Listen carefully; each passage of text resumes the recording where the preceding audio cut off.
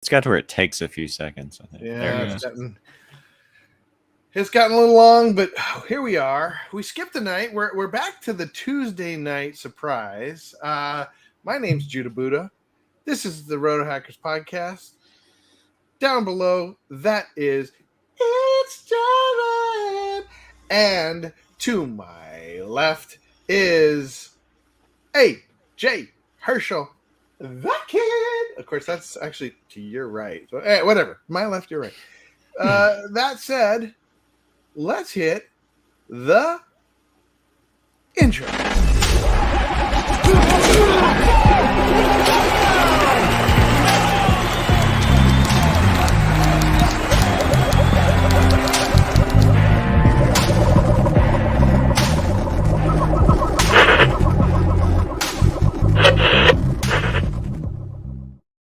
So, guys, it's been a minute. We are back and at it, talking about on a Tuesday night. So it's really eminent that we get a sleeper waiver wire, some waiver wire picks that we talk about, and there's some interesting picks tonight. And there is also some news. I saw today. My phone was lighting up with several alerts about Seahawks, RB, Chris Carson. Doesn't look like he's practicing. Maybe injured. Roethlisberger has a hip injury. Montgomery's out for 4 to 5 weeks. Could have been a lot worse. Really? Yeah, I was watching the game live. Okay. He went down and immediately just screamed and yanked his helmet off. So everybody freaked out and thought he busted his ACL or something. So just hearing that it's a 5-week injury, that's I'll take that. Now, you must not be an owner. You don't have him a lot in fantasy. Oh, that's correct. I don't think I have him anyway. Yeah, because no fantasy owner who has him is it's just a third of the season, basically. So I get him back week 10. Nice. Yeah. That should be fine right before the playoffs. Now, what about this? Last night during the game, I actually didn't get a chance to watch the game. I heard it was an interesting game, at least the second half. But I saw that Austin Eckler went down. He came back into the game, but it seems like every week he goes down, though he comes back. Did you guys, anybody see the game last night? Yeah. I saw part of it, yeah. Did you see Eckler go down? I did not. I saw him blow up for 100 yards and 2 touchdowns. Now that I saw of Eckler. Yeah, I think nice. That was the I don't know why all of a sudden my camera went out of focus. Yeah, I think probably that was the one we missed. We just collectively missed on, or at least Judah. And I don't remember what AJ said about it. I was off on. I was out on him. We were not in on Austin Eckler, and then he's been fantastic. Yeah. Can you guys? Well, I need to go for a minute. Can you guys talk a little bit about the Bears? A little bit more about the Bears and who you expect to pick up. I mean, particularly about Montgomery. Sure. Yeah. So, I mean, you know this team better than I do, though. I mean, I think this one is sort of pretty obvious, straightforward. Damian Williams. Yeah. We didn't see Damian Williams last year. He took the year off. I think due to having a family member who was high risk, and he didn't. We were in the pre-vaccine COVID world, and so he took the season off with Kansas City. The year before that, he was a pretty good little play there with them. Yeah. So, what do you think we're going to see out of it? Now, I'll just say for the first week here, it's not so bad. Vegas, who Austin Eckler just ran all over. He's got some tough games in that schedule, but for a week or two here, it looks pretty nice. Yeah, I like Damian Williams, and I'm a Super Bowl hero or whatever of Kansas City. I think he'll be good for the next 2 weeks, but even Montgomery, when he was getting 20 carries before, he hasn't performed great this season. He's had 2 good games, and the rest were reminded, oh, we have a 40-year-old that we got on a fishing trip for an offensive lineman as our left tackle. So I'm not super confident once he hits Tampa, San Francisco, Pittsburgh. Even though San Francisco is a good matchup on paper, I get less confident as his games go on. But I think for the next 2 weeks, he should be good. And, you never know what happens. Maybe we actually are able to punch it in the touchdown against Tampa. So, I mean, compared to a lot of the other running backs out there, he's definitely one of the better pickups. I think he'll be good. I think he'll be fine. I'm curious what you thought of. So, we talked about what happened with Justin Fields 2 weeks ago. Yeah. The disaster in Cleveland. Thanks, Myles Garrett. 9 sacks, completed 6 of 20 passes for 68 yards. So, he came back and was obviously better than that this week. 11 of 17, 209 yards, an interception, no touchdowns. That's against Detroit, though, and Detroit's about as bad. So that's progress in a way, but man, that's still to me just really worrisome for this offense as a whole. Yeah, and this is why I don't have Robinson in any leagues. I don't have Fields in any leagues. I don't even know if I have a single Chicago Bear in any of my leagues. I just thought about that. I maybe have Montgomery in one. I don't think I have any of them anywhere. I was just concerned about a team as a whole. And Fields' interception wasn't his fault. It got tipped up in the air, and so that wasn't really on him. But yeah, I'm not optimistic about our season outlook for Robinson. I think Mooney had a good game. Good luck doing that against Vegas and Green Bay and Tampa back to back to back again. So yeah, I wasn't huge on the Bears drafting them to start the year, and I'm still not now. One thing that stuck out to me was that Damian Williams is also injured. Now it looks like he's going to play next week. But how many of you are either of you guys interested at all in Khalil Herbert? Khalil Herbert. Yeah, Khalil Herbert. Who I've seen a lot of people in the chats and stuff. Of course, that can not super reliable. A lot of people are touting him as, I think he was a little bit of a preseason hero, and he did pretty well. Do you guys have you seen? I went back and saw some highlights, and of course, highlights are always the best part of his play. So, but he does look like a tough sort of little bowling ball. This kind of feels like an arbitrage play for me. It's like everybody's going to go out and get Damian Williams. Maybe I go and get Khalil. What do you guys think? I mean, I like Khalil Herbert in preseason for sure. I mean, I watched all the Bears preseason games, but I thought he looked great, and he's been performing decently well. I think he's been a return specialist on kickoffs, and he's looked pretty good. I don't know. That feels one of the plays where it's like 12 or 14 teams. I might take a fly on him because I still, for some reason, will have Boston Scott or something up there because there's just nobody worth picking up. 14 teams, brother. Yeah, exactly. But in a 10-team league or something, even though running back is dead, that's just one of those things where it's like, all right, Montgomery gets moved to IR, which means I pick up Damian Williams, so maybe I grab Herbert as a handcuff. That's kind of what it is for me. I'm not expecting him to, take the starting role game one. Well, we've got a little bit of we got some popping off in the comment section. Cademan Bowers saying, "What's up, Rotohackers?" And then he says, "Hissing cockroaches is kind of popping off in the listener league. He beat me this week, and I think he beat somebody else last week, right? One of us." He beat me. He's 3-1. He beat me either week 2 or 3. Yeah. My goodness, Cademan Bowers coming back with a vengeance from last year. Tell you what, good job, brother. But don't expect it to keep up. Well, I'm gonna again point out here that I have more points than either of my co-hosts, and yet they're 2-2, and I'm 0-4. You're 0-4? Yeah. Yep. Oh.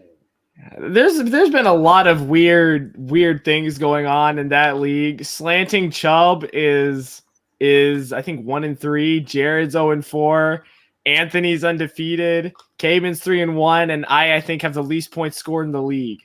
So, and I'm somehow 2-2. So this is definitely 14 team is definitely really exciting. It's like you get one good player that stays healthy, and you kind of just rock it. You're good.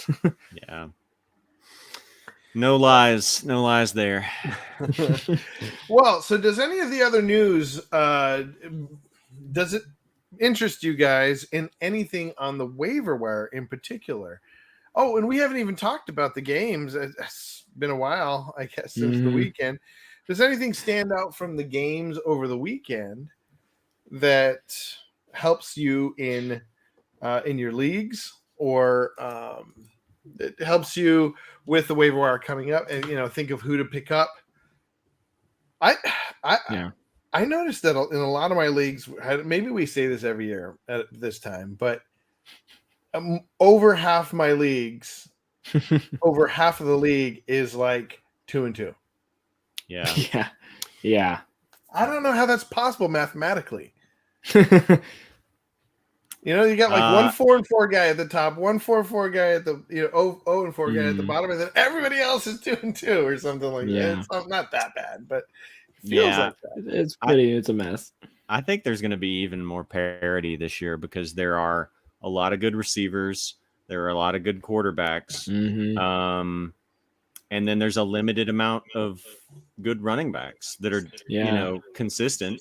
There's a limited amount of good tight ends that are consistent. Yes. So I think if you're kind of, one of a couple of teams or handful of teams that are really stocked at some of these positions that are thin, then you're going to do well. If you don't have much there, you're going to do poorly. And then there's going to be a whole lot of people in the middle. I had one league, and it stood out to me because it's like, I think it's the league at the top of my list of leagues that, I mean, granted, this was after 2 weeks, only after 2 weeks.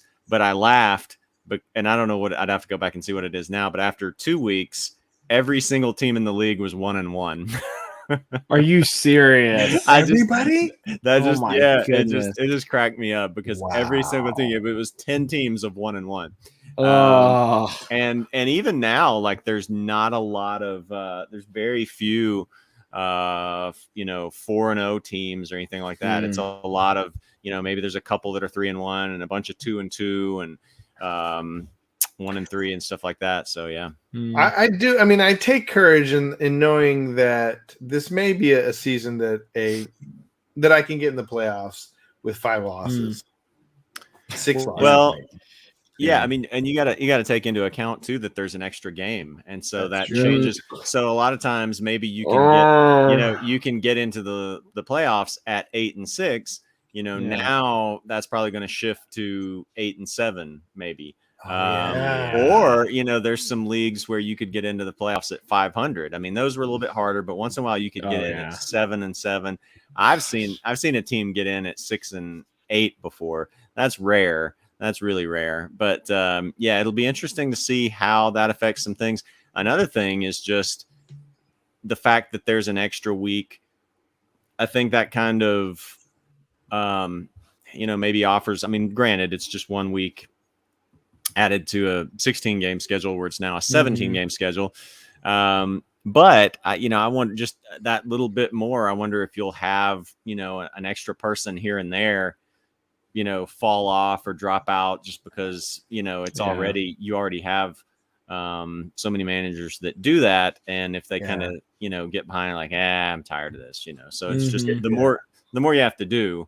I wonder if you'll have some more of that. So I think in some ways it makes me feel like the people that really stick with it and have sort of even more of a competitive advantage. Yeah. What about you, AJ? Do you have any takeaways from the weekend, or anybody, or anything you've been thinking about your leagues? I'm so sick of injuries. I'm so sick of injuries. Literally every other player gets banged up and goes. Singing Logan Thomas gave me a 0 in 2 leagues this week, and I'm like, you've got to be kidding me. I almost got a 0 from Kelsey. It's been a mess. It just feels like there's more injuries this year just across the league. I don't know. Maybe that's just me. I don't know. Maybe my players are getting injured more than they normally are. But it just feels like an absolute mess from the preseason to now, especially at running back. Everybody's gotten banged up, nicked up, had a bad game at running back. It's hard to find any semblance of consistency throughout the first 4 weeks, because at this point we kind of start to get into like, okay, who's looking good, who's looking bad. But there's a lot of questions about bigger wide receivers or waiver wire ads that now look terrible. It's just a mess. Yeah. Yeah, and I don't know if it's more injuries or it's like the fact that running back is thin. You just immediately get to like, oh crap, who might, because there are so many situations out there where you don't have a guy who gets the bulk of the carries. It's some kind of split. Even if or if someone goes down, if there is that type of guy and someone goes down, is there really a guy that can step in and fill that role? Like, Christian McCaffrey goes down. Mike Davis stepped in last year. So far, Chuba has done okay. Well, but you know why it is? Here's another problem. We got a lot of quarterbacks that are running the ball in. So there's not only do they share with each other, not only, but they're sharing. Look at, of all people, Darnold had like what, 3 running touchdowns? 2 or 3, I don't know. He was, I don't know if that stood up since then, but like at the end of that game, he was leading the league in rushing touchdowns. I'll have to go back and look, and I'll go while we're do. Yeah, while we're talking, I'll go look and see. But at the end of that game, because it's not just him; it's so many of these. And he's not even a typical, one of these like Lamar Jackson, and then Taysom Hill coming in and vulturing like 3 touchdowns or close. I can't remember if it was 2 or 3, but from my Kamara, I'm just so frustrated. So as of right now, your league leader in rushing touchdowns is Sam Darnold with 5. And then you have 3 players who have 4 apiece: Ezekiel Elliott, Derrick Henry, and James Conner, and everyone else has 3 or fewer. So Sam Darnold is your league leader in rushing touchdowns, and he's ahead of everybody else. He's ahead of all but 3 players by 2 touchdowns. Goodness. Man, it makes me wish I had changed Darnold. Well, we have some questions in the chat. Cademan says, should I start AJ Brown or Chase Claypool? Well, AJ Brown isn't playing, so I don't think so. Well, he was out last week. He's questionable. I think they probably ought to give him a doubtful tag, but he could come back this week. They're saying questionable, but originally it sounded like it was going to be easily a multiple week injury. Chase Claypool's also not fully healthy, is he? Right. Yeah. This is one of those questions, like, it's Tuesday night. This isn't one you don't wait till Saturday until you figure out what their injury status is at this point, because you can't tell. The games just happened. Injury reports don't come out till Thursday, I think. Wednesday, Thursday, they release their practice schedule. So, yeah, for me, this is a wait and see, because what's Thursday night? Yeah, Rams Seahawks is Thursday night. Okay, neither of them. So, yeah, this is a wait on this one for me. Yeah. Who would you go with, though? If you gun to your head right now, who would you go with? It's just I agree with AJ. It's just way too early. Like, we don't know, if either. I would say it's probably I'd say Claypool's back and Brown's not. And so I think it's probably going to be Chase Claypool. If AJ Brown is back, then I think you start him. But okay, well, and I will check to see what the Pro Football doctor says about AJ Brown. But in the meantime, we have another question. Dalvin Cook, Adam Thielen for Chubb, Tannehill, and Ayuk. I also have Mixon, Hopkins, and DJ Moore. Dalvin Cook and Adam Thielen for Chubb. I mean, Tannehill, whatever. Is he getting Dalvin Cook and Thielen? Because if he is, this isn't he's giving it, I think. If he's getting Cook and Thielen, that's instantly a yes, because Ayuk's done nothing. Chubb's been fine. And we've said quarterbacks are a dime a dozen this year. That you can get Carr, you can get Jones, you can get Heineke's had 3 straight 20+ weeks. You can get anybody. And you're getting one of the number 1 running backs and Thielen, who's a touchdown machine. If you're getting Cook and Thielen, instant yes. But I was just gonna say, what type of league is it too? Like, is it some sort of 2 quarterback super flex? I mean, even then, Ryan Tannehill is not really. I mean, you could, if there's anybody on the waiver wire, you could probably just pull one of them off. Right, because Tannehill, he lost his offensive coordinator from last year, Arthur Smith. I can't remember Smith is his last name. Anyway, the guy's the head coach of the Falcons now. They're not using play action as much, and it's starting to look like the thing that really revived.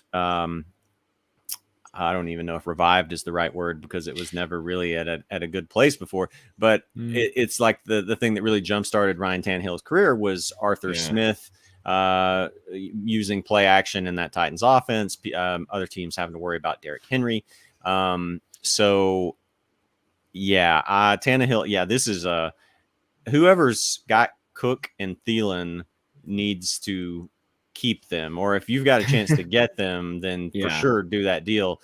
But it's heavily one-sided for me, unless this is some sort of league where there's 2 quarterbacks and there's just nobody available at quarterback. Right. I agree. Going back to this, I did look it up, and actually both guys have hamstring injuries. AJ Brown seems to be worse. So take it for what it's worth, kind of like what these guys are saying, wait to see. I probably wouldn't play either of them. Let's say this. Don't get your hopes up about either of them. They might both be out. Yeah, and even if they do play, which we've seen multiple times this year, just because they play, that doesn't mean they'll play more than 5 plays. Yeah. All right, Thomas H. back in the chat. He says, so are we really doing the Josh Gordon? This man is not. How many years has it been now? No. I got burned so bad in 2015, I think it was, that I will never, I promised myself I will never go back to Josh Gordon again. Although, could he have value? I don't know. He's convincing himself into getting Josh Gordon again. Put my personal vows aside. What do you guys? Not unless it's like just a super deep league, like in our league. You did get him in our league, didn't you? No. No. Okay, someone else must. Not me. I mean, even then, it was Jonathan Buster, I think. Even then, I have a really hard time believing that he's going to carve out a role where you already have so many targets going to Tyreek Hill, to Travis Kelce. And then you've got the guys like Mecole Hardman and DeMarcus Wright. Is he really going to carve out enough as that 3rd or 4th, because then you got the running game. Is he really going to carve out enough targets as that 4th option? I don't think so. I think that's don't do it. We need something that's obvious. Maybe I'll just play that do it clip backwards. No. We need a clip though. Can you guys think of anything from like a movie where it's like, don't do it? Well, we need something different. We need something different other than don't do it. Like, like run away. Run away. That's a good one. Run away. Yeah. Oh, I know that's. We could. I'm sorry. Go ahead. What? I was just telling AJ to No, I wasn't saying anything. Go ahead.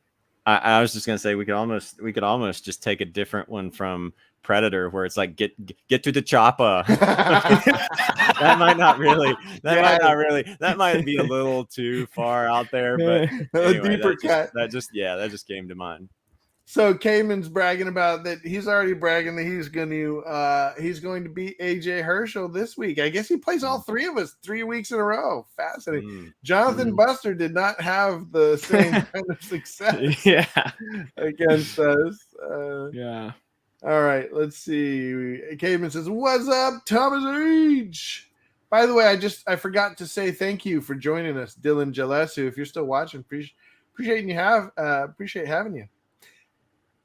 We have a bot in our midst. I'm a bot. Says Patterson and Goddard. Thanks for joining us, bot. Patterson and Goddard to get Hawkinson thoughts.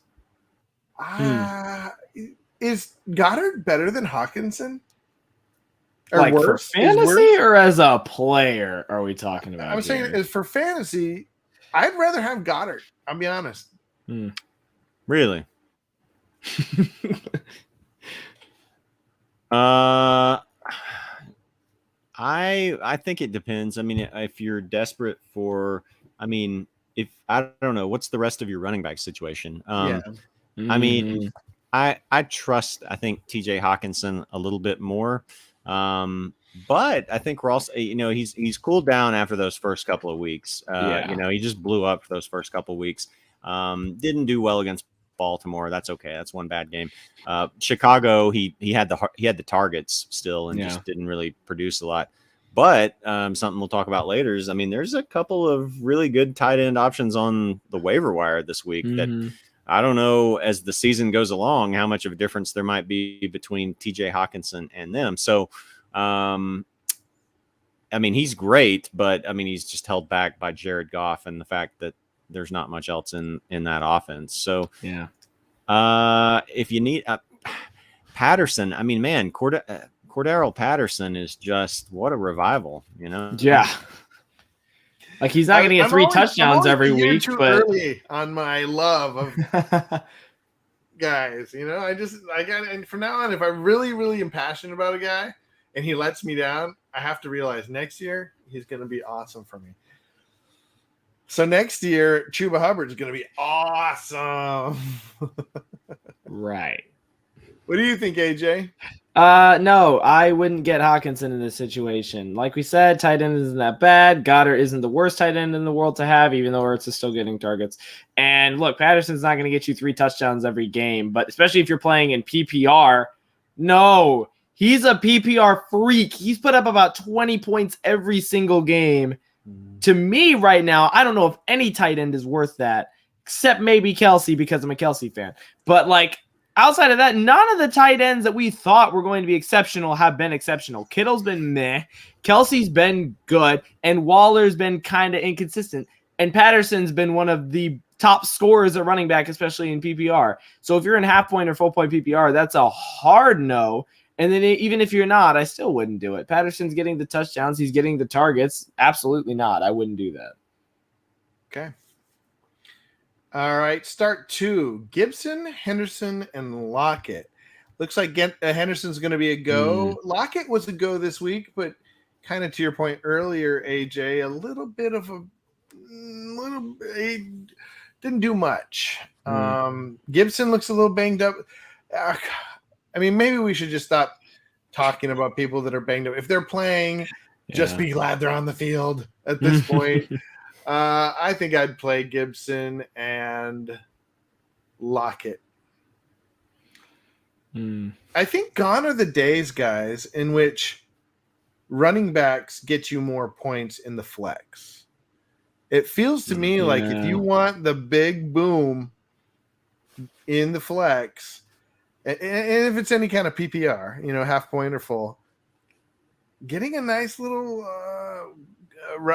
wide receiver who's getting a lot of targets is where it's at. Yeah, but I also don't think this situation's the case. I definitely agree with you because we're seeing Mike Williams, which we saw Rondale Moore being a big hit. That didn't work out so well. Cole Beasley's been a big one in flex right now, especially for higher points than running backs. And I think part of that is because running backs just are gone at this point. So you're not getting that much. Like Sermon, if you're playing him in your flex, you're going to get a solid 8. But for me, I'd go Henderson and Remember when Lockett had his 2 big games and all of us thought, PPR, by the way. this is What? PPR, okay. You remember when Henderson had Lockett had his 2 big games and everyone thought, oh man, Lockett's back. And then he put up 10 points combined in the last 2 weeks. No, this is the same situation as last year where Lockett's going to get 5 or he's going to get 20. Nothing has changed there. Well, I mean, according to that logic, he had 2 down weeks. He's about to have at least 1 big week. Right. I'd probably go with Lockett because I think the Seahawks are going to be in kind of a shootout this on Thursday. I like Lockett. Now I'm just saying things are exactly the same. So he's the boomer bust pick here. But here's the thing. I'm not the biggest fan of Gibson right now. He ceded 3rd down work to McKissick. He ceded passing work to McKissick, and he ceded 2-minute drills to J.D. McKissick. He's getting 13 carries a game right now. He's getting 13 points based off of 2 weeks ago, a 73-yard touchdown reception on 1 catch, and last week a goal line carry. Gibson, I'm scared about, and Henderson's getting 20 targets a game now that he's back. But I just remembered Henderson's playing Thursday night. It's either I'm starting Lockett, depending on how Henderson, what they say about his health. If he's 100% to go on Thursday, I start Henderson. If it looks a little bit iffy, I go Gibson instead of him. Yeah, I mean, I like Henderson if he's healthy, and I think he came out of that game okay. And Sony Michel didn't really eat into his carries that much, so I think this one's an easy Henderson for me there. Lockett and Gibson, that's tough because I don't love Gibson against that Saints defense. I think it's the Saints they're playing. It is. And Tyler Lockett, just like AJ said, it's going to be just like last year. And really, even you look at his 4 games. 3 out of 4, he's had five targets or fewer. I mean that Colts game. The Colts defense has been a mess, and they gave up 2 bomb touchdowns to him. He had 100 yards and 2 touchdowns, but he's not getting a ton of targets, and it really is just kind of more of the same. I looked back the last couple of years.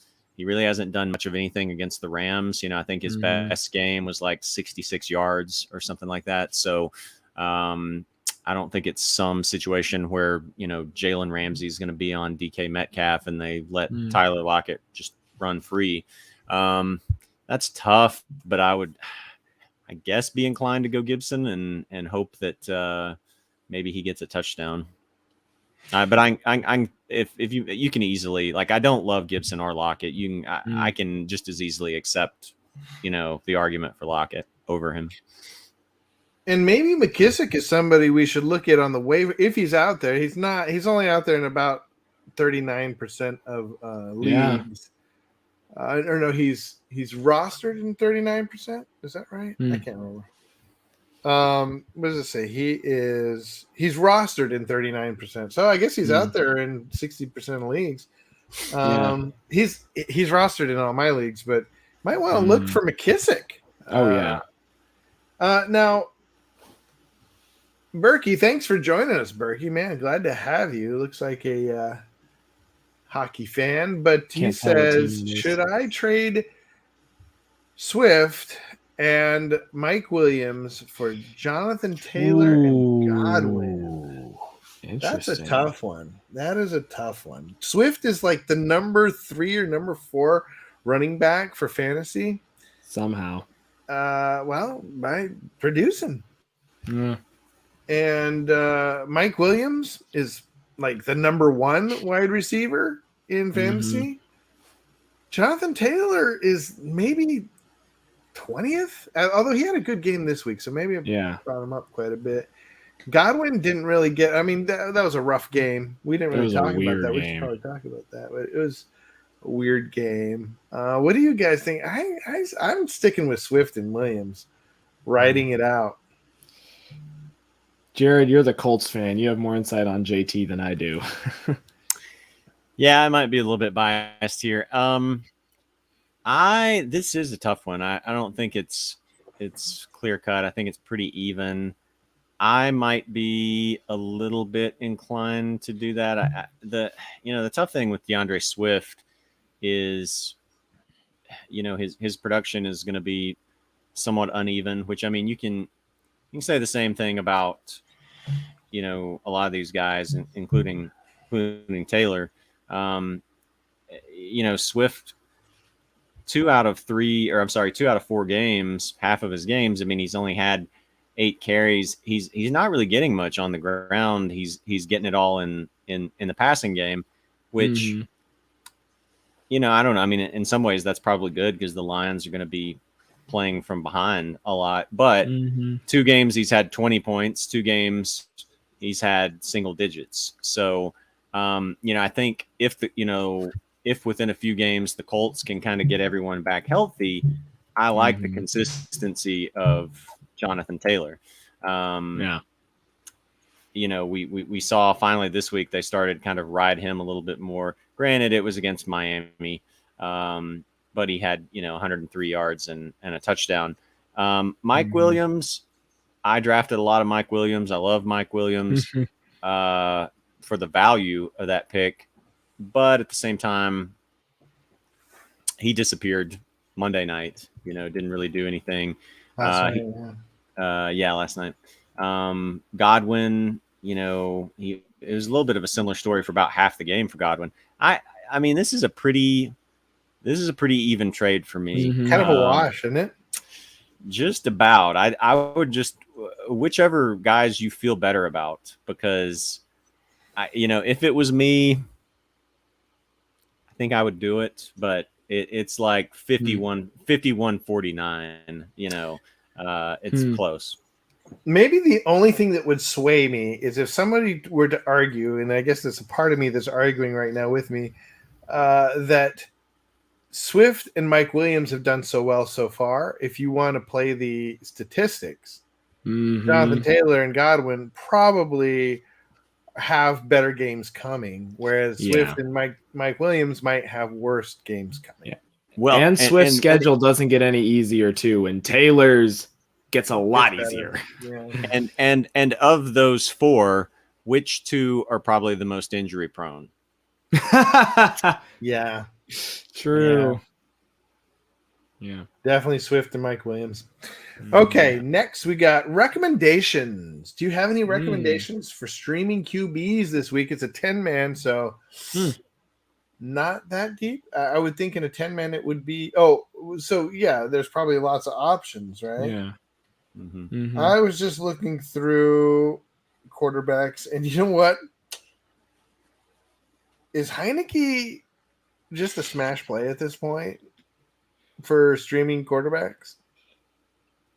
Against the Saints, he worries me a little bit. That's the one thing. Now, granted, he did pick up a solid 20 against Buffalo. But New Orleans is always going to be a tough game against Sean Payton. And since this is 10-team, I might be more inclined if Darnold is still out there. He gets Philly, and their defense has not been good at all. So if Darnold is probably – okay, let me clarify that. They've been okay at best, but they just gave up back-to-back 40-point games. Yes, it was against Dallas and against Kansas City, so the best of the best. But come on, Darnold's going to punch at least one in from the 1-yard line and steal it from whoever's there. So I would probably be inclined to go Darnold if he's available. He's probably the one I would lean towards. Okay. What do you think, Jared? Yeah, same for me. I'm iffy on Heineke against the Saints defense. I know he did pretty well against Buffalo, and he's had 2 other good games. Those were against the Giants and the Falcons, so keep that in mind. First week, which I mean, he had a tough assignment against the Chargers defense that didn't go well. I would be iffy on trusting him. Saints have given up the 6th fewest points to quarterbacks. I like Darnold. I think there's a lot of good. We've seen there's a lot of pretty good quarterback options out there this year, but just looking through it, this doesn't look like a great streaming week for the most part. Kirk Cousins gets the Lions. It's another good one. That could be really good, or the Vikings could get a they could just run Dalvin Cook all over him. So Yeah. that kind of worries me. So I think we've had a lot of good streaming options and still will. This week, I don't love it. So I think as the safer streamers go, like maybe a Darnold, I'd be inclined to go with somebody like that. You know who my pick is? Daniel Jones. Yeah. How did you know? I was gonna say him next. Daniel Jones. He's got Dallas and he just threw for 400 yards. Yeah, and he's done well all season so far. He's been solid, even against the Saints. Yeah. I think this is going to be a high-scoring game. I think he's going to get a ton on the ground against them. I would go with Daniel Jones. Yeah. Either of those two available. Both good choices. Yeah. Both those guys. Well, who's your guys? Sorry, who was yours, Jared? I just had this safe big quarterback pickup this week of Sam Darnold. Sam Darnold. Oh, if Sam Darnold's out there, I'd go with Darnold over Daniel Jones. They're both 30% owned, like overall. So there's a really good chance they're out there. He's probably out there, especially in a 10 team. Right. That's good. Okay. Daniel Jones or Darnold. Darnold probably way safer, especially if he's getting friggin' 2-yard touchdowns. Man. Cademan says, Berkey, you need to do that. And also, Berkey did bring up that he feels better about Swift and Williams than he does about JT, which, I mean, kind of what you guys were saying, that it could be a wash. Yeah. All right. Where are we at? I'm a bot says Goddard and Boyd for Kittle. Thoughts? What do you guys think about Kittle? That's a question. I mean, it's tough right now. I love Kittle. He's just had such a rough beginning to the season. We don't know who his quarterback's going to be. Yeah. I don't know if I might feel better about if it's Trey Lance, actually. Historically, Kittle's done better with anybody but Jimmy G. I think so. I think he does better with people not named Jimmy G. Jimmy Polo, if you will. What do you guys think? Would you do this? I think I might. I mean, oh, wait a minute. Boyd's been kind of hot. He well, also because Higgins has been out. Yeah, T. Higgins has missed 2 games. I would, I mean, if you've got other receiving options, if Tyler Boyd is like your 4th receiver or something like that, I think that's probably worth it for the potential upside of Kittle. I would probably do that. But if not, then I don't know. I think I'd do it for Kittle. Kind of like we were saying about the other guys. Like, he's kind of got his bad games behind him, although he's a little banged up. He's always a little banged up. Everybody's banged up, whatever. But, you know.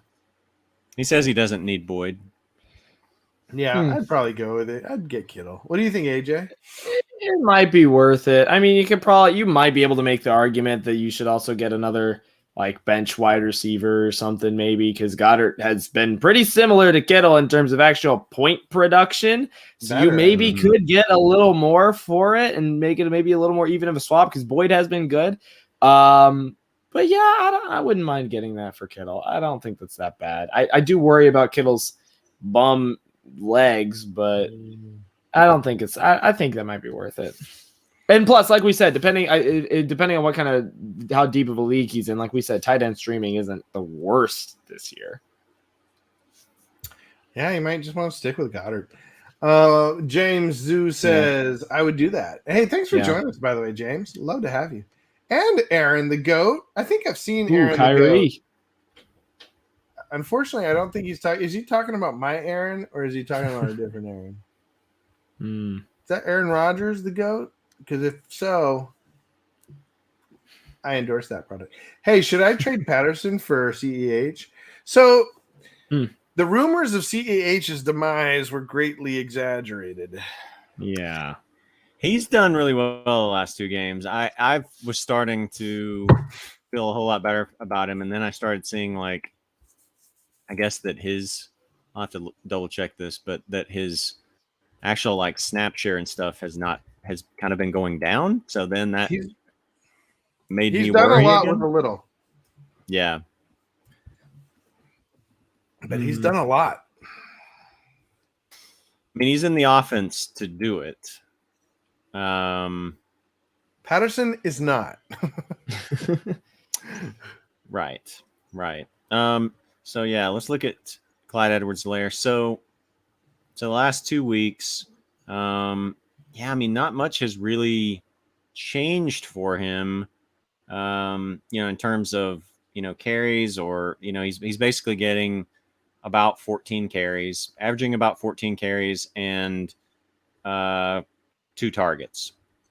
But he's scored touchdowns. He still hasn't had, he doesn't have a rushing touchdown. They've both been receiving touchdowns, which that's also a little bit worrisome. Fluky.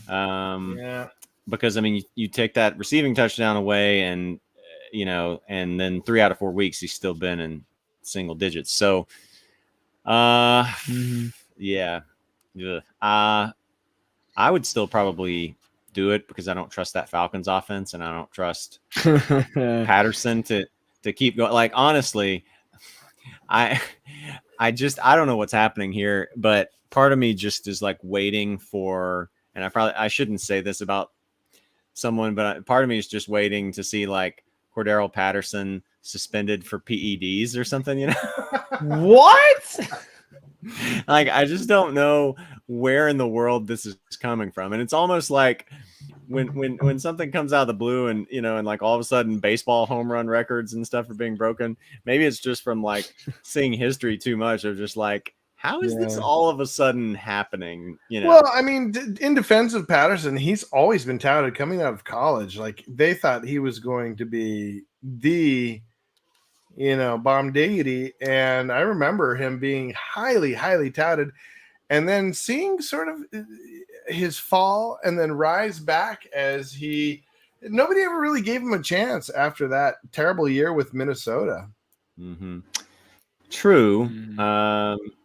But at the same time, he's always had the raw skill, I mean, he has, but he's like a few months away from, well, maybe, let's see, maybe more than a few months, but he's closer to 31 than he is to 30. So it's not like he's young. True. And I don't know. I don't know what's going on there, but I am extremely skeptical that it's going to continue. He's already in 4 games. He's already tied his career high for touchdowns, for receiving touchdowns, receiving touchdowns at least, which is what he had in 4 full, or in a full season his rookie year in Minnesota, and then he had 2, and then he had 3, and I mean, he's just most years it's 0. He's never had more than 469 receiving yards. I just, and he's already basically to the halfway point of his career high in rushing yards. I just, if I could flip him for an established statistically player, he's due for a bomb, right? A couple bomb games. I mean, he's, he's 30, you don't get faster at 30, and he's in a terrible offense. If I could flip him for an established player, I would do that, because I think do it. I think this carriage is going to turn back into a pumpkin sooner rather than later. We'll see. Maybe he proves me wrong. Yeah, I don't think it earns to do it, because it's just like, man, it's hard to trade somebody who's making you a running back who's getting you 20 points a game. If it was Jonathan Taylor, if it was anybody other than CEH, sort of in that upper echelon, I'd be like, do it. Yeah. But CEH and Patterson are kind of the same in my heart. I don't know. You could probably make the argument similar to the last trade, where if you could probably make the argument of like, hey, I need a little bit more for this trade, because Patterson's been the best running back in football. So if you can get like another decent flex wide receiver or something out of it, which I think you can make the argument for. What did we just say? CEH, oh, you take away his rushing touchdown, XYZ. Oh, he's had 2 good weeks or whatever. And bring up the fact that Patterson's been going nuts. So especially if you can get like another guy out of that trade, I think you could definitely get a little bit more too. James Zoo said he would do it. I think I feel better about Swift. Okay, we already talked about that. Yeah, we already talked about that. And Aaron, the GOAT, says, bruh. And then what is that emoji? It's the Easter Island head. Okay. I don't know what that one means. Yeah. Fantasy. Well, we're like 3 minutes late, so. Yeah. Fantasy catch-up. I am so glad you joined us today. Just got offered Josh Allen and Cooper Kupp for Kyler Murray, Jamar Chase, Chase Edmonds. To me, that's a no-go. Josh Allen and Cooper Kupp.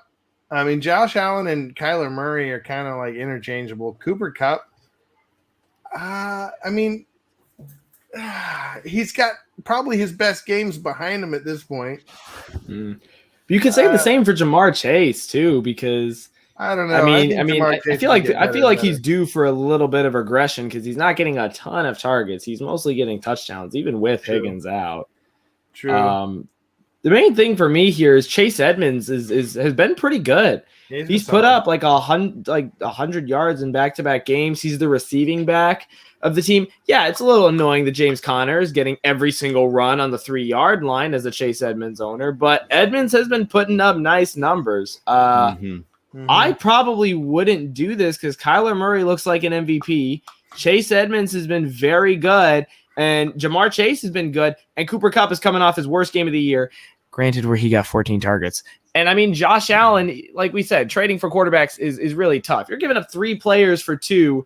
One of them is an MVP candidate, and the other is one of the best running backs, healthy running backs, in terms of fantasy production. So unless he's getting Kyler Murray, I often don't know how to interpret these. No, he says he just got offered. He just got offered. Okay. Yeah.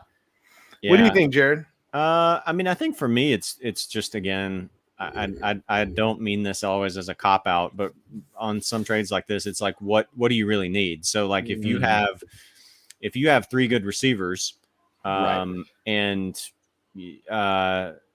you don't necessarily, then you probably don't want to do it. You don't need Cooper Kupp to plug in because he's probably going to have some more good games, but he's gonna level off.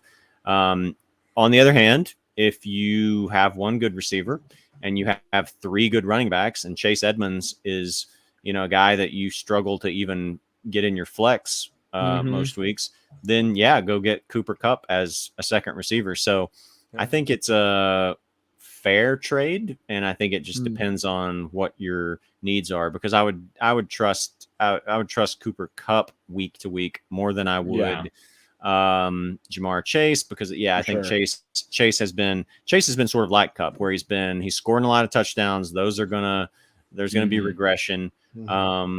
Overall, I think Murray, Chase, and Edmonds there's more value to those 3 than there are to Josh Allen and Cooper Kupp. But again, it just depends on, like, do you need a good plug him in every week number 2 or number 1 wide receiver, in which case maybe do it then if Edmonds is like your fourth running back or something. Yeah, and maybe try to get a little more out of it. Bring up Kyler Murray's an MVP candidate. Bring up the fact Chase Edmonds been great, and see if you can get a handcuff running back or something. And one thing I'll say on that is, like, something I do with teams is sometimes you're afraid to do that because you don't want to, like, reject the other trade and or counter proposal, or do a counter proposal which then rejects the other trade. You can just leave that trade up there and float something else out there, and usually guys won't get so insulted that they pull back their offer. Like, they might leave yours up for a little while. I've seen situations where both offers will stay up, and one person is like, oh, I kind of like this, I want to do it, but I'm kind of waiting for the other person to blink. So but they normally won't pull back their offer. So if there's a deal that you're thinking about like that, but you want a little bit more, I would recommend leaving that one up there, counter offering, or not counter offering, but proposing an additional trade. Leave them both, yeah. And then maybe he rejects your trade, but then if you still like that other deal, you could go back and accept it. Yeah, that's good. That's good. He also asked, anybody have a DraftKings strategy? You get 1 QB, 2 RBs, 3 wide receivers, and a flex, and a tight end and a defense. I tend to like to punt on defense, get a really good, I'd say like a medium quarterback. Somebody's got a really good matchup. Sam Darnold, cheap quarterback you can get. Sam like we Darnold said, might there's a be a million good one. quarterbacks Sam Darnold out there. Or who did I say? Jones. Daniel Jones might be good this week. And then don't skimp on. Gone are the days when you could just skimp on wide receiver and get like these, scrubs wide receivers from the bottom of the bottom of the barrel, the 500 range, gone 5,000 range. Gone are those days. I really think you need to pay up for wide receivers in this day and age, especially since DraftKings is full point PPR, and get kind of maybe go a little cheaper on running back this week and tight end. We're going to talk about tight end. This may be a good week to get a cheap but good matchup tight end who could blow up, and also you might want to try one of these.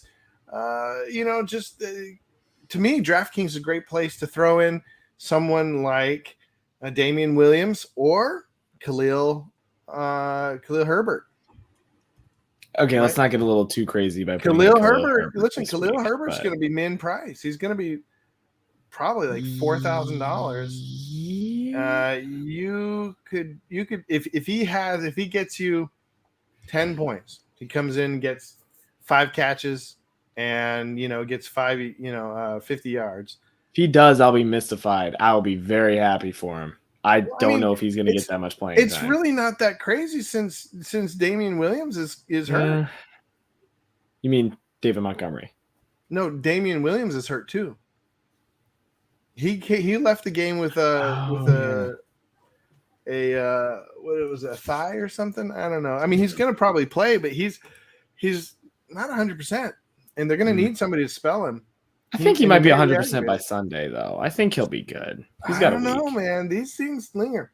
Would you guys have any strategy when you're going into DFS, especially DraftKings? It's a little different than what's the other one? FanDuel. FanDuel, yeah. FanDuel's only half point PPR. I am not successful with daily fantasy. I've got to just revamp my entire strategy because I am just not good with it. So I'm not going to give you any strategy. Well, I could give you my strategies and then you could just do the opposite because they're not working. I have had some success, but it's a lot of it. The people that I've seen have lots of success. They're not just playing 1 or 2 games. They're playing like 100 games, and they have success with 5 of them. Yeah. I could make a FanDuel league if you guys want it, like a Rotohackers FanDuel. I mean, DraftKings, like a free one. No, that's okay. Yeah? I think that'd be fun. I don't care. I don't have enough room for one more. I mean, you can make. True. You're welcome to make one. I probably won't be doing it. Yeah, it might be fun one of these days. Maybe when we get on in the league. What about you, AJ? You play any FanDuel? Not that much. I did like some free DFS a long time ago. Yeah, I think just what I said. I think quarterback you're going to be able to get cheaper because there's a lot of good options like Darnold. I think running back and wide receiver is probably where you want to spend most of your money, in my opinion. Tight end, you don't have to spend much. Defense, don't have to spend much. It's really, I think, just getting a good core of running back and wide receivers is going to carry you. I wouldn't spend too much on any of the other positions. Okay. Full PPR flex. Chris Carson, Allen Robinson, Galladay or Chase Edmonds? Ooh, Can I get this one out of the way? This one's easy for me. Okay, yeah. Oh, it's Chase Edmonds, hands down. Chris Carson, like you said, is banged up. He plays Thursday. Allen Robinson's playing on the Bears against Vegas this week. Don't trust him. Don't trust Galladay either. Chase Edmonds is getting targets. It's full PPR. Chase Edmonds is getting rushing yards. Sure, Connor's getting it down to the end zone in terms of like actually punching it in, but Edmonds is getting there. Chase Edmonds. I'm done there. Yeah, I agree. Yep. That's a 3-er. All of us say Galladay and Chase Edmonds, right? I mean, a lot of it is because Chris Carson might not even play. He just needs one, He right? needs one. So, Edmonds. So Edmonds and yeah. If for some reason he did need a second one, then Galladay, Yeah. I would have to say the safest is definitely Chase Edmonds. Although Galladay's starting to come out a little bit more. Well, I mean, that's also thanks to the fact that Shepard and Slayton were both out too. Yeah. And that's the other thing too. That's assuming that they're not back, and if they are, then. But anyway, he just needs one. So Edmonds. Yeah. Okay, Jake. By the way, thank you, Trey S. If you're Trey Sermon, I've got some words for you, son. No. So Juke Collier, Trey Sermon's going to be great next year because I loved him so much this year. Wait, no. Am I thinking of the right? Yeah, Trey Sermon. Yeah.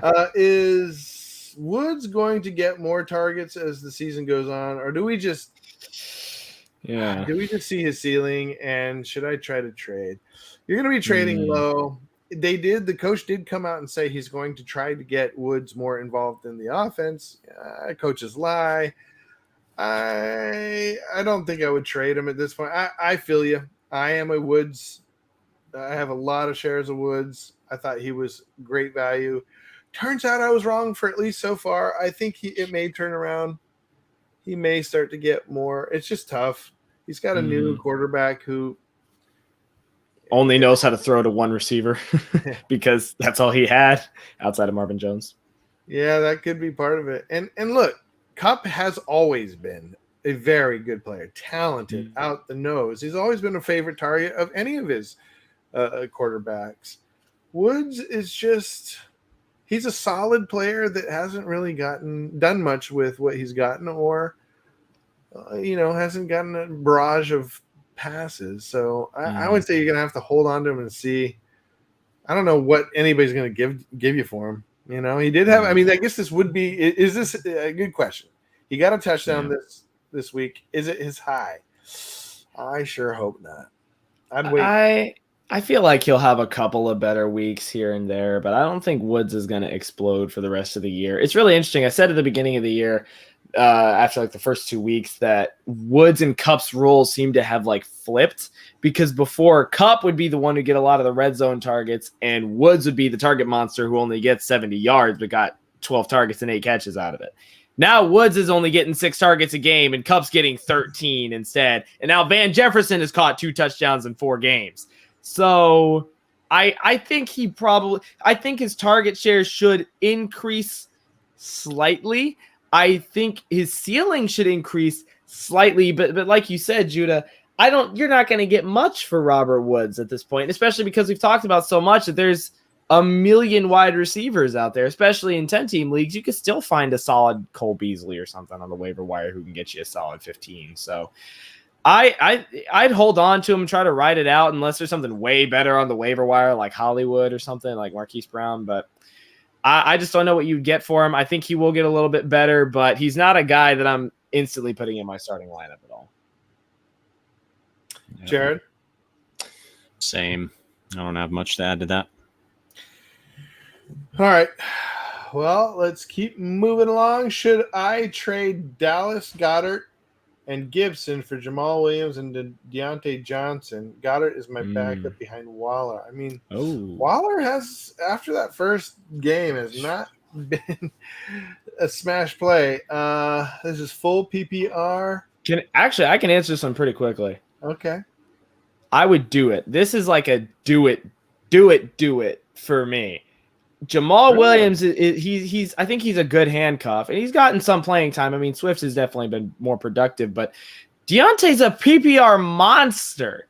He gets a billion targets from Big Ben, and the passing attack looks to be the exact same, where we're going to dink and dunk it 5 yards downfield. And now that Claypool's banged up and Deontay's back, I think Deontay's targets are going to go up. And like I said, I'm not big on Gibson, especially if this is PPR. Guess who's getting all the catches? J.D. McKissick. This is a do-it for me. Especially because he has Waller. That's what makes it a do-it for me, because he has Waller. If you've got Waller and Goddard, you can, and like we said, the waiver wire isn't bad for tight end anymore. Getting a handcuff running back and a good PPR wide receiver for a running back that I don't have a lot of faith in due to just his situation, and Dallas Goedert, who's boom or bust. This is a do-it for me. What do you think, Jared? Yeah, full PPR, I'd do it because Deontay is a PPR monster. So, yeah. I want to make it a do it because I want to play that clip, but I mean, would it be crazy to trade Waller away instead of Goddard and get an upgrade on running back? You know, maybe instead of Jamal Williams, you get somebody better. I mean, I see where you're coming from. I mean, if there's some deal out there that he could have, because I mean, Darren Waller, you know, the type of player he is, you know, he's not exactly the Tyler Lockett of tight ends, but it's also not a crazy comparison either, because he tends to he tends to blow up for, you know, some games, and then he tends to just kind of, I mean, for 3 straight games, he's had, you know, 9, 8, 13, which the 13's good. Because he had that touchdown, but you know, he's getting 4 or 5 receptions, 50, you know, maybe averaging 50 something, 60-ish yards. But it's not like game 1 where he had 19 targets, 105 yards, 10 catches, a touchdown, 21.5 points. You know, he'll give you maybe 4 of those games, 3 or 4 of those games a year, but he's not Travis Kelce, whereas he's gonna do that consistently. Yeah, and you know, let's see how I'm just looking back to see like how many games like that he really had last year. So it's basically what I said. It's basically about 4, you know, maybe 4 or 5 games, like just monster games. And the rest of the time, like, you know, he's putting up, you know, he had a lot of, you know, 20 something yard games too. So, I think Judah has a good point. If somebody would be willing to overpay for him, I think a name alone, you could probably get somebody to bite. Yeah. But I mean, in terms of just the deal that he has there. Yeah. I'd probably go. Oh yeah, do it. Yeah, I'd probably do it. Especially because as Hurts gets more comfortable with Devonta Smith, with Jalen Reagor, and now you know who's been eating up a whole bunch of targets, to my chagrin as a Miles Sanders owner, stinking Kenneth Gainwell is getting a stupid amount of fourth quarter targets. So yeah, once again, really and Zach Ertz still plays. So Goddard's just keeps going down for me the more I think about it. So yeah. I don't know. Maybe. Okay. Best game to bid on this week. I don't know what you mean, but you know what? If you're just talking about like high scoring games, like a bonanza, I probably would go for Green Bay versus Cincinnati. They got some of the best players. And if it's for DFS in particular, you might want to play one of those. Maybe, you know, maybe you could go. Maybe play Aaron Rodgers. He might be low this week, lower than normal. I don't know. You might be able to play a Rodgers and like take somebody like Cobb. Stack. Cobb had 2 touchdowns, I think, didn't he, this week? Oh my goodness, he did. He did. Touchdown and like okay. So you might be able to do like a Rodgers and Cobb stack, and then just load up on, you know, put Chase in there, put Boyd in there, and it's curious. I you know, maybe you could go with Aaron Jones at running back. I wonder if. I haven't heard much about Mixon, but that might be a good play if he's healthy, if he's 100%. I did hear that it was like a little sprain. No, I don't think Mixon, like he's day to day, and initially they thought like week to week, and then they said day to day. I would not feel super good about playing Joe Mixon this week. Really? Unless they just suddenly say, "Oh, nope, he's great, good to go." Yep. 100%. I mean, what I read was it was just a normal little sprain. This is Joe Mixon we're talking about. A minimal ankle sprain can take 3 weeks. I know this as a Joe Mixon owner who sat on my IR for 3 weeks. With a sprain. I don't know if it was a minimal sprain, though. Yeah. That was with like a major knee sprain. Yeah. So I don't know. What do you guys? Is there any games that you're looking at? Is like, oh, that's going to be nice to get some players from that game. Yeah, like part of it is I don't know if he's saying like over under or like which team to bid on specifically. Yeah, I don't know what bidding on means. Maybe for like a defense for DFS. I mean, for DFS, well, the Cowboys defense has been surprisingly pretty good. I mean, I know they got to go on the road with the Giants, but they've been pretty good for. Let's see what the I mean their DFS price is only $2,800, so they're one of the cheaper options. So among the cheaper options, I think I don't think there's anyone below them that I like better than them, and then probably the next one up that or you could make an argument for the Cardinals at 2,900 because they're going to have Trey Lance coming in. Yeah, the Cardinals have been good, and they've got a rookie quarterback. So I would say those are the good cheapest options. Yeah. And he does say which team to bid on for points. There's his clarification. For points, you mean for DFS? I think he means over under. Over under. Because I was going to say New York might be a sneaky play too. Mm. The New York Giants against Denver. That who's going to play? Is it going to be Locke? Locke is playing as probably as their quarterback. I don't know. Locke, nope, I'm wrong. DFS. You're right, Judah. Like player wise to score points, DFS. Okay. Yeah. So, Jared, how much are the Giants? Because that may be a sneaky play. The Giants defense. Yeah, for DFS. They are. Let's see. They are 2,600. I wouldn't mind playing them. Okay, laugh out loud. Something. I think. I'm starting to wear down a little bit, guys. What do I trade for Chris Carson? Who do I trade Chris Carson for? I don't think you can get very much at this point. He totally missed practice today. He's always banged up, but he always plays well too, though, if he makes it to the game. So yeah. Would you guys what do you think you could get? Would you give anything for Carson? He kind of feels like a poor man's Darrell Henderson this year.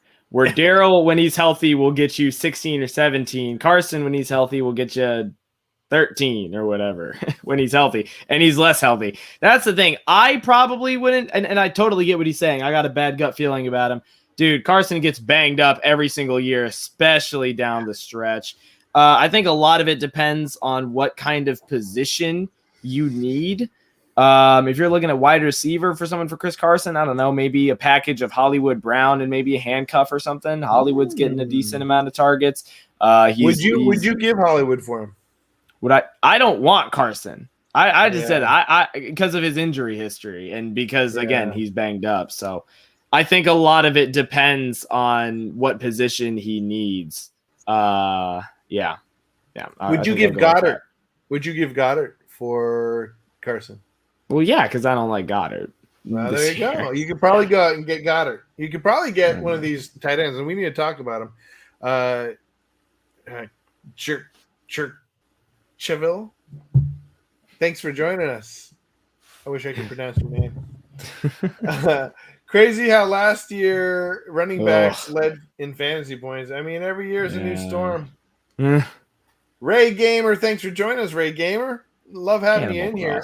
Start 2 Metcalf versus Rams, Keenan Allen versus Browns, Corey Davis versus Falcons, T. Higgins versus Packers. That's a Standard scoring.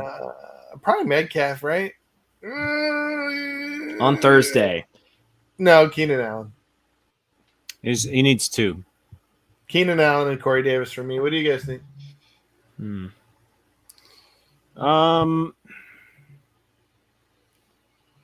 I'm gonna say Allen and Higgins, as long as Higgins is back and healthy. I don't love the Metcalf Ramsey situation there. Let me look back. I'll look back and see what he's done in the last couple of years. Corey Davis, obviously, he's got a good matchup in the Falcons.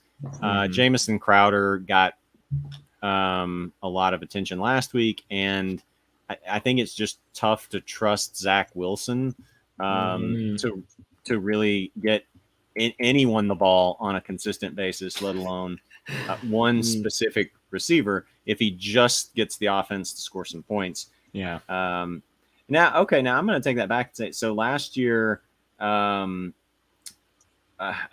Metcalf, it was a mix. One game he had 2 catches for 28 yards against the Rams. One game he had 6 for 59. And then in the postseason, when they played the Rams, he had 5 for 96 and 2 touchdowns. I don't remember if Jalen Ramsey was hurt for any of those games or anything like that. That's still kind of a tough one. I would still say, lean Keenan Allen and T. Higgins, but I don't think Metcalf is like you got to sit him sort of situation. No, definitely not. What do you think, AJ? I think I'm maybe leaning as much as you guys know I hate with the passion Thursday night games. I might be inclined to go Metcalf and Allen. Allen is the easiest one for me. I think he's just got the safest floor, especially in standard scoring. Corey Davis, I like because he's been good in good matchups, which the 2 weeks he absolutely bombed in. He had just 2 really, really hard matchups. First of all, New England, which we all knew was just going to be absolutely garbage for the Jets in general. And then Denver, which is also a really tough defense. And what does he do against Tennessee?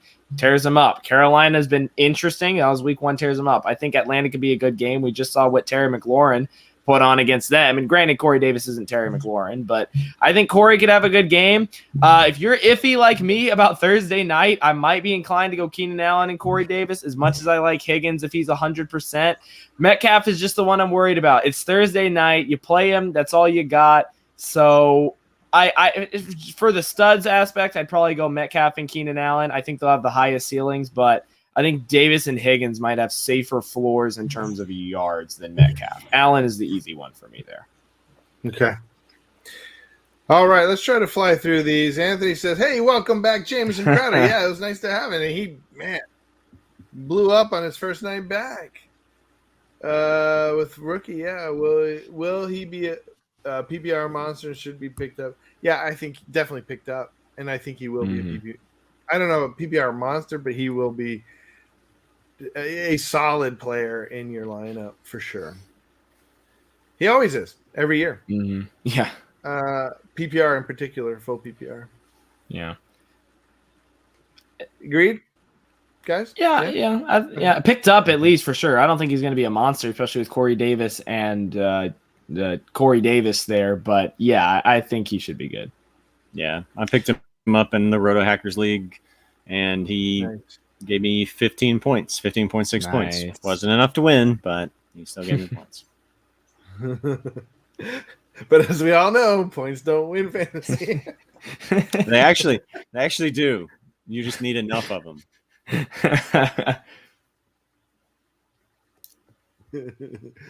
Okay. No, I guess I was referring to the fact that you have like the most points in the league. Oh yeah. Ray Gamer says Monty is out for 3 to 5 weeks. And Dalvin, I think, may be out again. He re-injured his leg. CEH, Flex Career. I can't even read right now, guys. I'm sorry. Okay. He's starting Dalvin Cook at the Lions, CEH at the Bills. He's got Kareem Hunt in his flex. Should he play Dawson Knox or Schultz against the Giants in standard? I'm leaning Knox because I think this is going to be a shootout against Kansas City. I think he could get a good goal line target. Schultz, I mean, he's the more goal line target, but just in the back of my head, I just keep hearing a little voice going, Blake Jarwin, which worries me just a little bit. So I would go Dawson Knox. I think he has a pretty high ceiling for a game against KC. What do you think, Jared? You agree?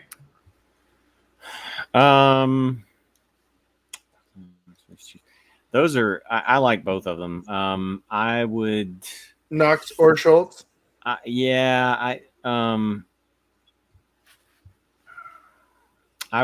guess Knox, because that's going to have to be a shootout, but I like Schultz. Schultz is actually getting really the better targets, more targets and more yards. Yeah. But it's just tough to know. CeeDee Lamb and Amari Cooper aren't going to continue to get as few targets as they've gotten. I think it's going to shift back towards them. Michael Gallup's going to come back. So I like Knox overall and him this week, I guess. Excellent. Okay. And he says standard. And then he says, Jake Collier says, that's what I was afraid of. Thank you for that insight. You're welcome, Jake. Thanks for joining us tonight, man. Hope it helped. Oh, sorry. Ray Gamers back and says, lastly, should I start Cowboys defense versus Giants or Patriots defense versus Texans? I like the Patriots there. Patriots. Did we just see what Davis Mills did last week? I'm pretty sure he put up like the third lowest QBR in the history of the NFL. The order's Nate Peterman, Davis Mills, and now he's going up against Belichick. That could be Davis Mills, Nate Peterman, Belichick too. I mean, Davis is Mills, not a letdown game. Before a big game, this is coming off of a big win. Game he wishes he had. Win, but yeah. What do you think, Jared? Yeah, it's Patriots all the way for me on that. Patriots against Bill Belichick versus rookie quarterbacks. Just look up the stats. That's all you need. Yeah. Put it in. Yeah, you're right. Oh, wait, you said that was your as of others I know, starting Kyler. Nice. Good. Yeah, it's a good lineup. Yeah. Except Daniel Carlson. I was hoping he would get a nice 20 burger. Instead, he gets a terrible 2 burger from me yesterday. I got ruined by, quick side note, I got ruined this week by kickers and defenses. I played a lot of Cincinnati defense thinking me too. And then I played a lot of Brandon McManus and Greg Joseph. And that was one point apiece, I think. So there were games if I had just had something from my kicker and defense, I could have won. But those are hard. Yeah. All right, let's see. We already talked about all this. What do I trade for Chris Carson for a bag? Oh yeah, we did that one. Yeah. Where am I here? What's wrong? No, you're good. You posted it twice. We're good. Oh, okay. I see. So D Adams, D Hop, or S Diggs Stephon this week. Diggs. Oh, start 2. I go with you know what? I'm benching Diggs till further notice till he shows me something. I mean. Is he trustable? Would you guys trust him in your lineup over Hop or Adams? Hopkins' health worries me a little bit. That is true. He's been he just hasn't. Honestly, he's been worse than. He had 23-3 in the first game, and then since then, and that was 83 yards and 2 touchdowns. Since then he's been 54 yards, 21 yards, 67 yards. 4 receptions, 3 receptions, 4 receptions. He's I don't know if it's his health. I don't know if it's the fact that Arizona suddenly has a lot of weapons. We went from it being just basically entirely the DeAndre Hopkins show, and you'd have Christian Kirk show up for a couple of games each year, to AJ Green consistently getting targets and touchdowns. Rondell Moore, Christian Kirk, Max Williams, the tight end. 2 running backs, Connor and Chase Edmonds. The Hopkins is actually number 3 for me on this list. I would roll with Diggs over him because I mean Diggs, he's had 11. I mean, just rounding off the point totals, 11, 14, 9, and 15, basically. I mean, he's had double-digit targets every time. Well, 3 out of 4 games. So, and Devontae Adams, I mean, there's just no scenario unless he's just, on one leg out there where I bench him. So, this is Diggs and Adams for me. Yeah, and I agree for also the other reason that, Diggs, has been getting a target share. At least he's getting 10 catches. He just hasn't had the touchdowns yet. Guess who the Bills get? Kansas City. That's going to be a game where each team scores 75 points, I think. So, Adams and Diggs, they're both going to have a really high ceiling. And D-Hop's also hurt by the fact that they're not needing him to, moss people in the back of the end zone when they get to the 7 because James Conner is just doing absolutely everything he can to punch it in for the 3-yard line. True. All right. There you go. Do I trade away Woods and A-Rob for Ridley? No. Get to the chopper! That's a get to the chopper for me. I would rather have A-Rob than Ridley, and Woods just kind of... Really? What? Really? Even as a Bears fan, I'm shocked. Oh, wait. I'm thinking J-Rob. A-Rob. Yeah. Oh, that's a tough one. That's not a tough one for me. This is an immediate do it. Robert Woods may come around. Allen Robinson, I guess, theoretically could come around. They could maybe throw Nick Foles in there or something. I don't know. But I mean, Ridley's at least getting the targets. It's it's kind of a Stephon Diggs situation. Yeah. He's getting the targets. He's not piling up yards. It's like 60 to 80 yards. He's only had 1 touchdown. But still, the targets are there. The Falcons have a lot of cupcake games coming up. I mean, it won't be a cupcake for them, but maybe it's enough of a cupcake to at least get the offense moving a little bit.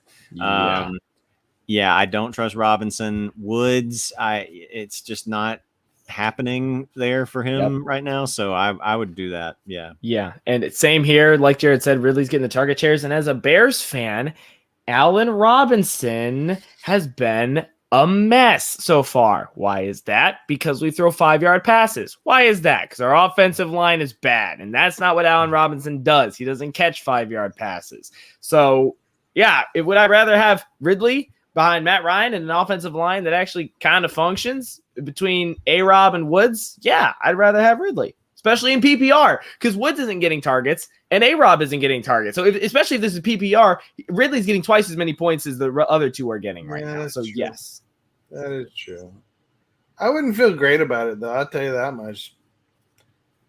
I don't know. Ridley, he's not, as a Ridley owner, has been so underwhelming. Yeah, and A-Rob's been twice their team in general. What's that? Except for Cordero Patterson. I'll give you that. Yeah. You're right. I don't disagree. It's just a matter of who he would be, trading for him. So and he does say his depth at wide receiver is pretty good. He's got Corey Davis, Devonta Smith, Michael Pittman, and Michael Thomas sitting on his IR. You know what? That changed my mind. You know what? That gets Do it! Come on! Yeah. Well, did that go off? I didn't cut it off. It's a do it. Oh yeah. It must have been my. Anyways, all right, we got to keep going though. We got to keep going, man. I'm starting to fade. Same. I got Waller and TE and all right. That was with the Chris Carson one. Yeah, man, there's a lot. All right, good. Edmonds is a GOAT. That is the truth. Oh yeah, especially in PPR. Would you bench Tim Patrick and Courtland Sutton? Bench T. Patrick and Sutton if I was? No. Locke loves to throw deep to Sutton and Patrick. I think I wouldn't. Patrick, I'd be iffier on just because he still gets like 3 targets a game. I don't know how long he can keep that up for, but I definitely wouldn't bench Sutton. Yeah. That one's an easy don't bench Sutton. What do you think, J-Rod? I'm good with that. But we're gonna start rolling through them a little faster. Okay. Let's roll. Drop Sanders. Oh, no, my but you goodness. can put him on your bench. Yes. Put him on your bench. Yeah, you're little talking bit. about Diggs Let him writing your rest. bench till further notice. Please, Miles Sanders is writing my bench until he gets more than 5 carries a game, for crying out loud. Should Now I this trade is the Ridley away opposite. for Higgins Yeah. and Woods? Yeah. Yes, I would do this. Yeah. I mean, I think Ridley Higgins. for Higgins. I think Ridley Higgins is going to be probably about a wash because Higgins is not going to have the same amount of targets, but he's in a better offense. Crazy, we're saying the Bengals offense is better than the Falcons right now. That's weird. Right. Yeah. All right, I might go Michael Carter here, but she's probably RB2. Sermon Pollard. Maybe Michael Carter is your best option. Not great. For me, it would be, thanks for checking in, Fantasy Football Stats Guy, FFSG. Hey, yeah. FFSG, we're going to call him. It would be Sermon or Lat Murray for me because Murray is now kind of taken over the carry share. Tyson, I don't think he got a carry last game, if I'm correct. Drake is the passing back behind Jacobs, behind Peyton Barber in terms of running it. And I still don't trust the Jets. So it would be, I think Sermon's the safest. I'd go him, and then Murray is the second. I also don't trust Eli Mitchell's ankle or whatever he injured this time. So I'd probably go Sermon or Murray. All right. You got two, Jared? Wait. It's just he just needs one RB2. I wait and see who it sounds like San Francisco's starting and roll with them. Yeah. That's what I do. That's a good idea. Hey guys. Hey Ryan. What's up, Sorry, Ryan? man. I'll tell you how it's going. We're tired. I can keep going, honestly. I don't know what y'all are talking about. You're like 20 years younger and a time zone behind us. So you shut up. You shut up. How much you spend on Daniel Williams? I'm probably going to spend 23. I think he's worth 23. I'm spending more than that because my running back situation is garbage. Oh, yeah. Give us a number. How much? I'm not going to spoil it just so somebody can one-up me by $1. 10. More than that. Upwards of You're spending more than 20. 23, though. That's good to know. Jared, would you spend more than 23 or less? Depends on your situation. I mean, Damian Williams with a decent schedule, at least for the next two. Yeah. I'd be willing to spend more in the right situation. Okay. But it depends. All right, good. Diggs or Ridley rest of the season? Diggs. All right, 3 Diggs. Holmes or Herbert and all D-Hop? in one show. Thanks for checking in. Mahomes for Herbert and D-Hop. Oh. Whoa. That's a trade. Oh. Mahomes for Herbert and D-Hop. Yeah, I'd do it. I'd do it because I like Herbert, and D-Hop is worth at least, he could get you double digits every week. He could. Mahomes or Herbert are kind of the same guy. This is a harder one than I thought. I don't know what's going on with DeAndre and why he's not, just getting as many targets and stuff. Mahomes right now he's playing at like that offense is still a Kansas City offense. He's having a better start, I think, than he did last year. And San Diego, even though I love Herbert and he's great, at the same time they're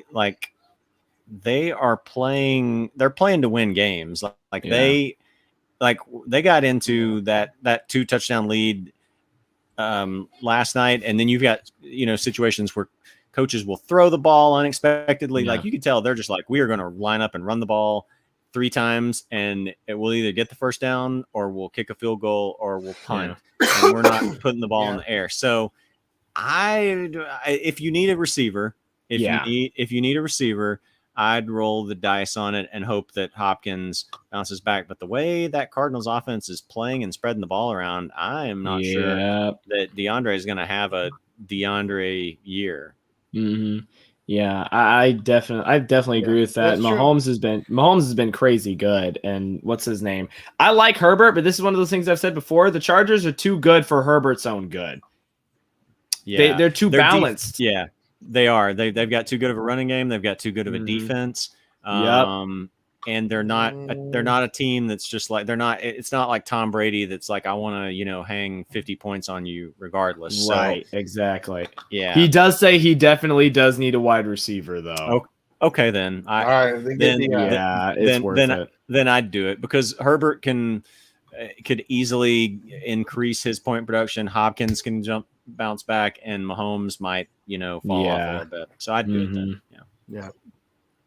Okay, real quick, a couple last ones here. Brian? Henry, why is this not working for me? All right, what's up, Brian?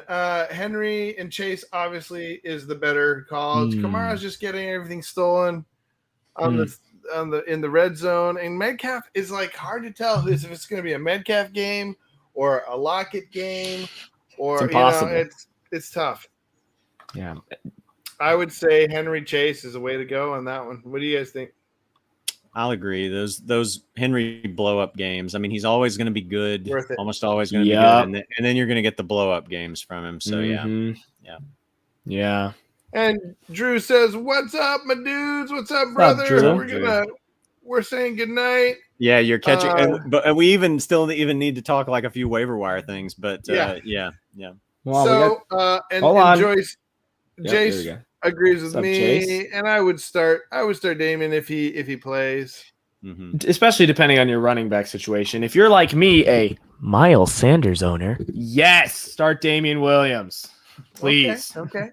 I'm just gonna put Khalil Herbert's name out there one more time.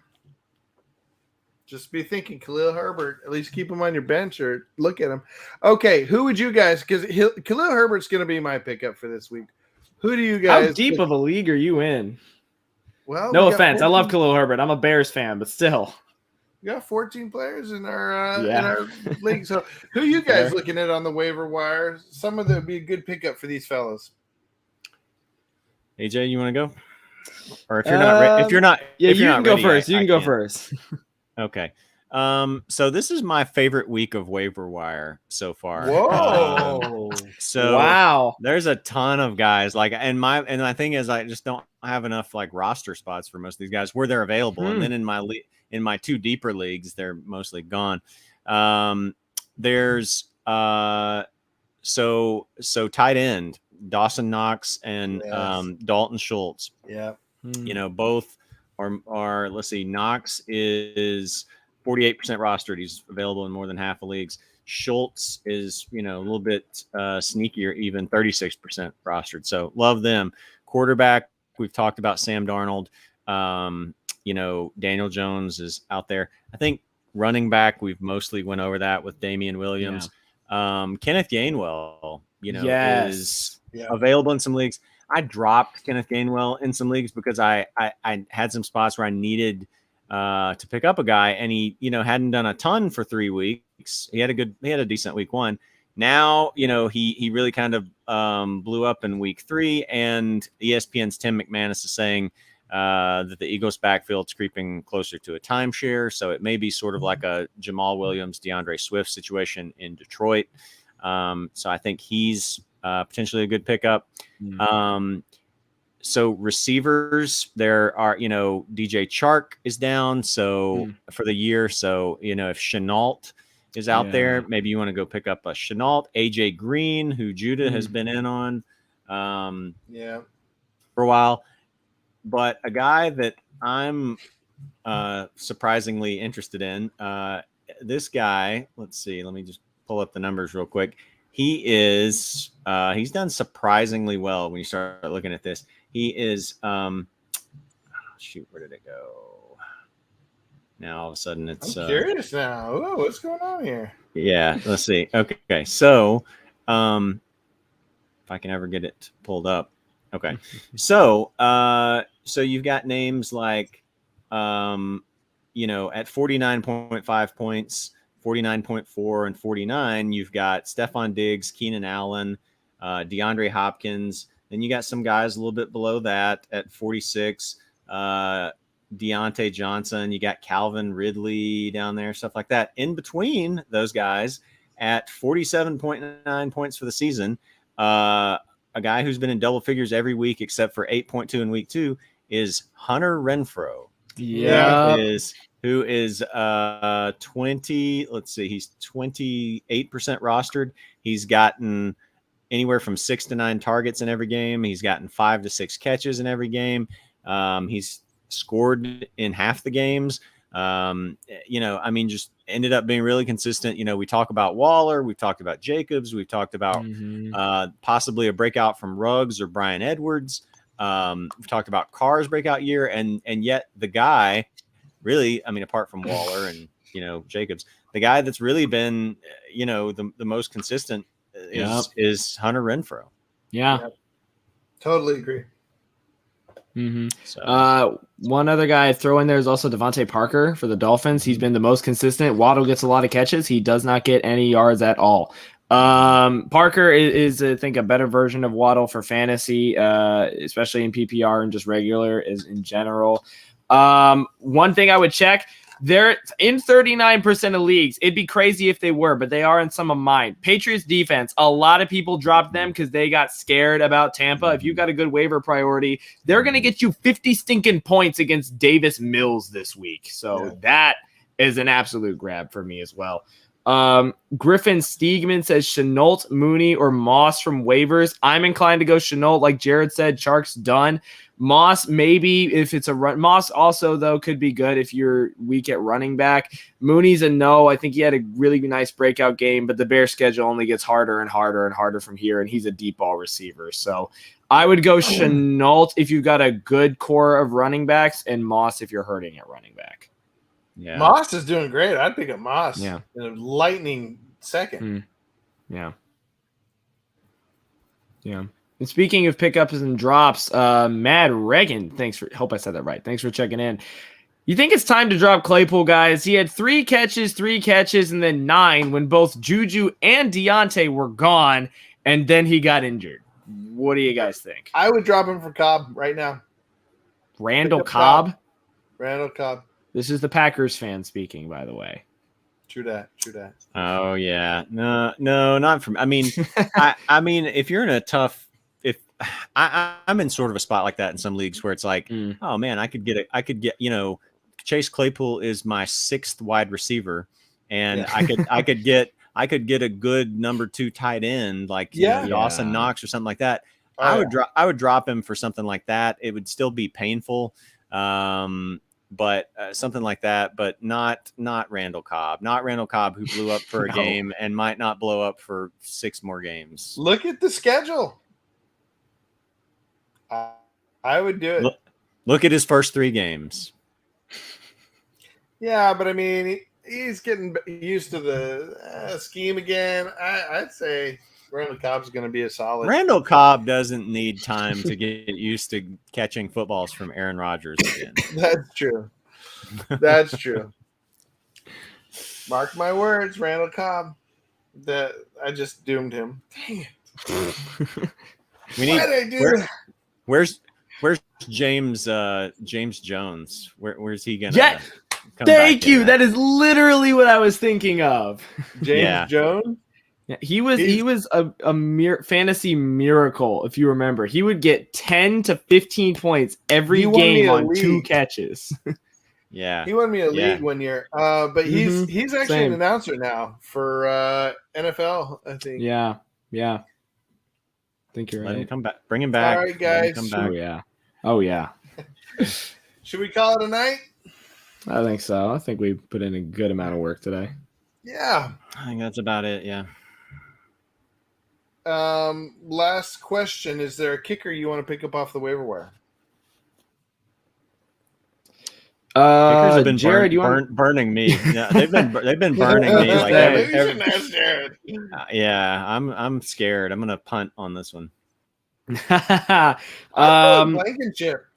I said Blankenship last week, and I would stick with him. Like, he is better than that first week gave him credit for. Yeah. And I continue to go with Blankenship. I know he's got a tough matchup this week, but what is a tough matchup for a kicker? It's like go with it. Depending on the team, it could mean your team is completely shut down and you don't even get in field goal range. Baltimore's not going to shut them down. Oh, they're more healthy. I'll throw one kicker out there. He's in 50% of leagues. Matt Prater plays for a very good Cardinals team. I think this is another situation like Justin Tucker or Butker or Gostkowski. The kickers who had always been historically good because their teams were good. So they would considerably get extra points, field goals, maybe a long field goal near the end of the game. I think Matt Prater is going to be the next one. Looking at this Cardinals offense, which has been absolutely insane so far. 50% of leagues, Matt Prater is a good one. Yeah, and he's had a 7-point game and an 8-point game and a 12 and a 15, but it seems like he's one that's going to give you a good floor because there may be some games where the Cardinals mostly score touchdowns and he only gets one field goal and he only has 7 points. But it's not going to be a situation. But and then other games he may hit double digits, but it's not going to be a situation like I dealt with last week where the guy's getting 1 point. So. Yeah. Another one you might consider with a good floor is Randy Bullock for the for Titans. Could be good. I think he'd have a solid floor. Yeah. And he's we're well aware he scored 0 in the first week. Ignore that. It was preseason week 4. Yeah, that's right. All right, guys. Well, I'm gonna hit the old outro. If you guys want to say goodbye. Goodbye. See you later. Good luck on the waiver wires. Yeah.